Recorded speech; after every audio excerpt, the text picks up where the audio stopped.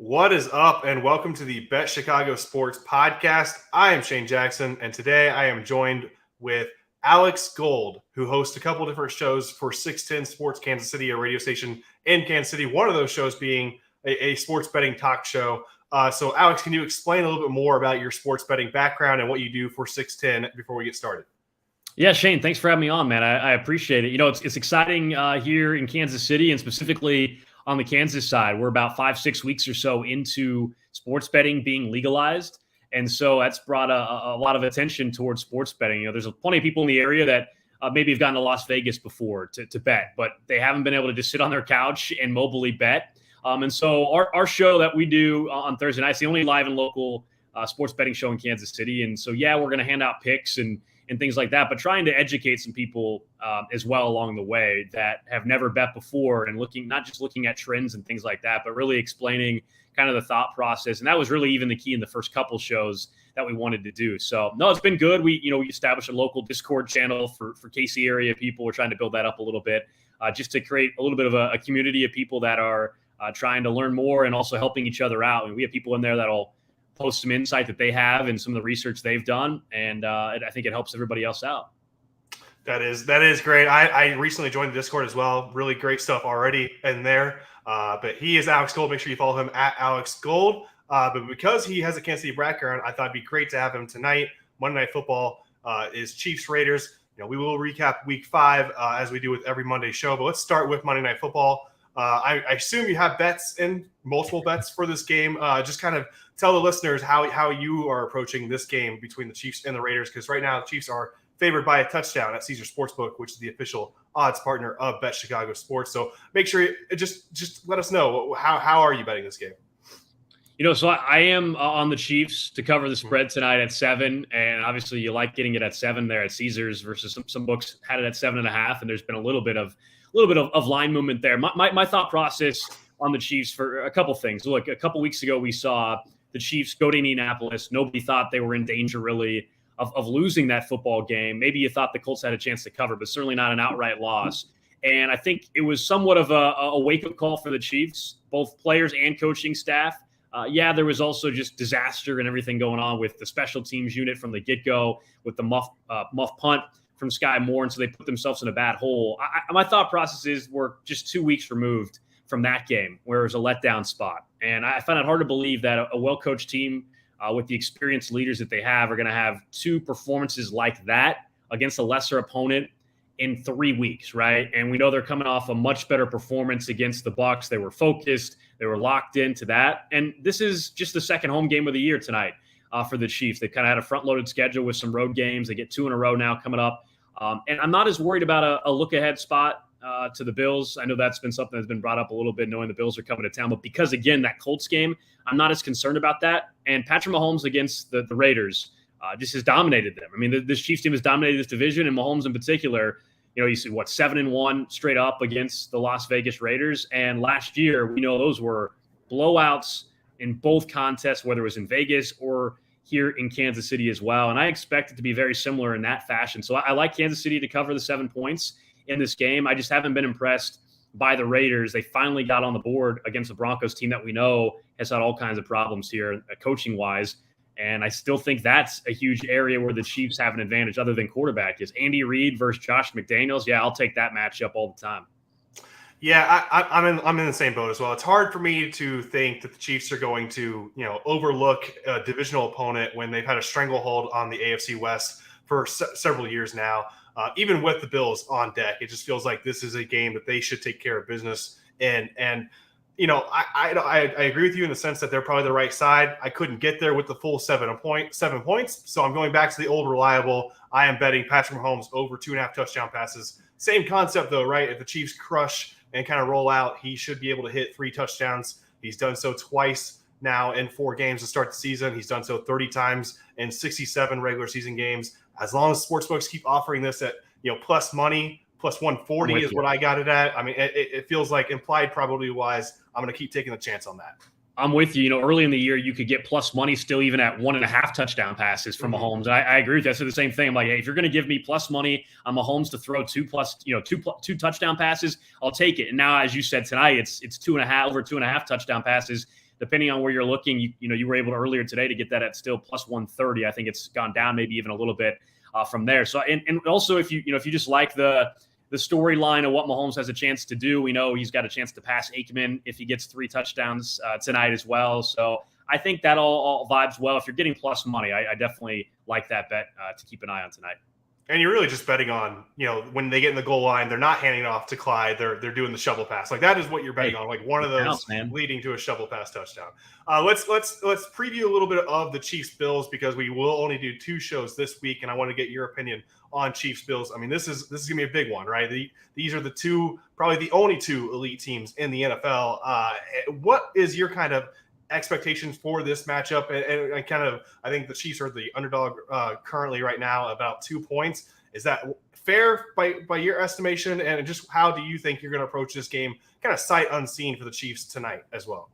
It'll be interesting based on tonight's result against the Raiders, what kind of line movement, if any, we see. If the Chiefs win a close one against the Raiders, do we see that line go up or settle at the 2 number that you're bringing up? Or if the Chiefs look dominant again, yes, it's a lesser opponent, but if they look dominant again, 2 straight primetime games, nation's watching, then I think we'll see more line movement in direction of Kansas City. Patrick Mahomes has never closed, if I'm not mistaken, as a home underdog. So right now he would be a home underdog.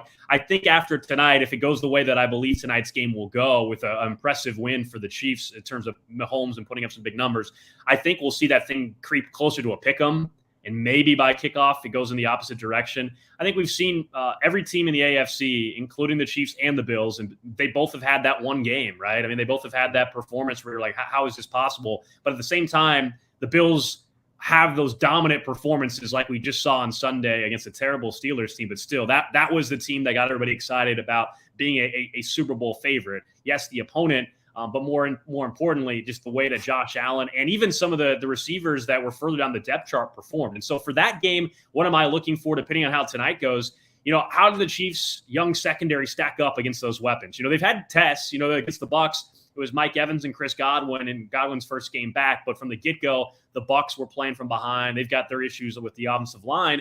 And then we see tonight the Chiefs will go up against Devontae Adams, and there's not a better wide receiver that they've gone up against so far this year. So will they be prepared for Stephon Diggs and Gabe Davis and Isaiah McKenzie, and you go down the list? I think tonight will give some people some confidence, or maybe you'll lose it depending on what Jalen Watson looks like. Yeah, I think that the spread call is a good one because it doesn't really matter the difference between 2 and maybe 1, or pick 'em. I'm really interested though in the total. Right now it's 53.5 at Caesars Sportsbook. Does this get as high as 55 at some point? Because people want to bet the over in a Chiefs Bills game, especially early in the week. So I imagine based off what we see tonight, maybe you see some over money early on, and if it touches 55, then you'll see some people kind of come in on the under. I would imagine, at least based off how scoring has gone across the league. But yeah, it's tough to recommend an under when these 2 teams are playing. But I'm very curious to see how this total is going to settle when it comes to Sunday. Everybody has that divisional round game in the back of their mind still, when they're thinking about what occurred and neither team could stop the other in that all-time classic and overtime, as we all know, 13-second drive. I think the total will be backed by the public on the over. I think that's pretty clear, involving Josh Allen and Mahomes, and who could blame people in that. It's not a primetime game, so we can't talk primetime unders necessarily for the Chiefs and Bills, but it might as well be, right? It's Sunday afternoon. It's going to have the A Crew, Nance and Romo on CBS, and I'm sure they're thrilled that they have that game. I think this Chiefs defense is improved, though, and that'll be the interesting part if the number gets up high enough, because, the playmakers are ridiculous for the Bills, but this defense has, to me, overachieved to a certain extent, but more importantly, they're just ahead of schedule. So you want to say, overachieved, I think they can be this. It's just nobody believed this Chiefs defense would be as effective as they were already, right, through the first 5 weeks of the season. And that rush defense is good.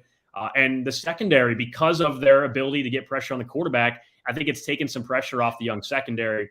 And the one last thing on that, Shane, I would just say is the one unknown with this Chiefs defense heading into the Bills game would be, what does it look like when Trent McDuffie, who has a chance to come back, he's been on the IR for Kansas City for ever since week 1, the last 4 weeks. What's it look like when they get him back? How effective can he be? It was one game against the Cardinals. No DeAndre Hopkins in that game, of course. But Trent McDuffie was targeted, I think it was one time. They didn't go after him. Was that because just a poor game plan from Cliff? Or was that because Trent McDuffie was that effective in coverage. So that's the wild card. We don't know what this secondary looks like with McDuffie, and then Snead is suddenly along with Jalen Watson, who has emerged as a really nice piece in the secondary. You mentioned that playoff game last year. I actually did have the under, and so that kind of end of the game there was very unfortunate for me. Let's kind of go back to the Week 5 slate and kind of what happened yesterday in particular. There was a few different games that kind of stood out. What do you think is the biggest thing you learned, I guess, from the Week 5 slate of the NFL? Two things. Watching Sunday Night Football, where Cincinnati and Baltimore went head to head, and all the talk about this Ravens defense, which has been so bad and really struggled in the secondary. And you look at Joe Burrow last year in the 2 games combined, he almost threw for 1,000 yards. So you're thinking, oh man, Joe Burrow, Jamar Chase, they're going to light up that Ravens secondary. But that was not the case. And so what I was impressed by about Baltimore was, despite still a defense that I have questions about, I like seeing them be able to, after 4 straight weeks of getting torched and also blowing leads late, and they nearly did it again, that this defense was able to make adjustments against Joe Burrow and Cincinnati. And Lamar Jackson is Lamar Jackson. He's playing at an MVP level. But I came away impressed with Baltimore. That, to me, when I look at the AFC contenders, it's the Chiefs, the Bills, and it's still Baltimore and Cincinnati in the group after that, right? Going into the season, I would have said Chiefs, Buffalo, Baltimore, Cincinnati, and the Chargers. The only team that I've taken out of that category really is the Chargers because of the injuries. I know they just beat the Cleveland Browns on Sunday. Brandon Staley's very fortunate that York, the rookie kicker, missed it. My goodness, it was a terrible decision by Brandon Staley, but they're too banged up. And in that division, I mean, the Chiefs to me are going to win this West. So you're talking about the Chargers, if they make the playoffs, having to go on the road throughout, and Justin Herbert's first playoff game versus Lamar or Joe Burrow, who obviously showed he can go on the playoffs and go to a Super Bowl. So I learned just more kind of reemphasizing after 5 weeks. To me, the top 3 or 4 teams are the same. It's not the Dolphins now with the Tua stuff going on. And then after that, I would say, that Mike McCarthy deserves a lot of credit with the Dallas Cowboys.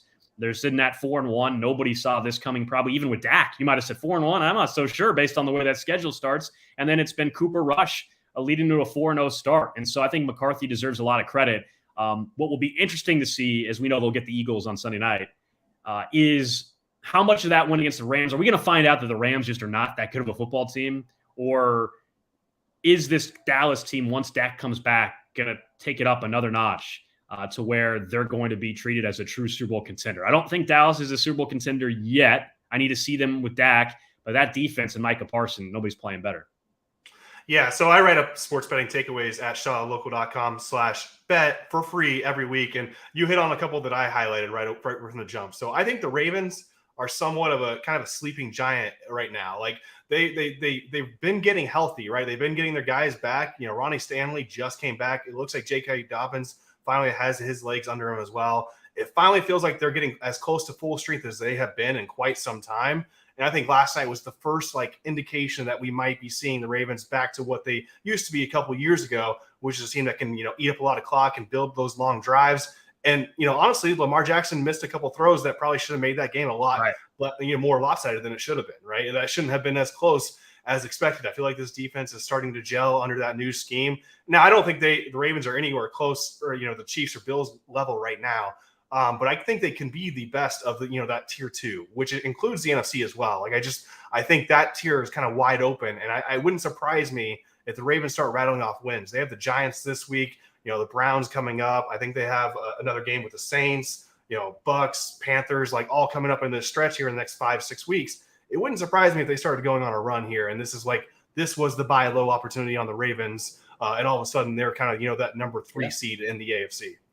I know what they were 20-1 maybe before the season to win the Super Bowl. And I think last check, they might be 17 or 16-1 to win the Super Bowl. I do think there's still value there. At least set yourself up for a hedge opportunity. I don't necessarily think the Ravens are going to win the Super Bowl, but to your points there and looking at the division and maybe getting one of the top seeds by the time we get to the playoffs, I think I like the value still on the Ravens at 17-1 to hopefully set yourself up a spot where if they can go on a playoff run and it's an AFC title game and let's say it's the Chiefs and Ravens or the Bills and Ravens, you put yourself in a really nice spot to hedge.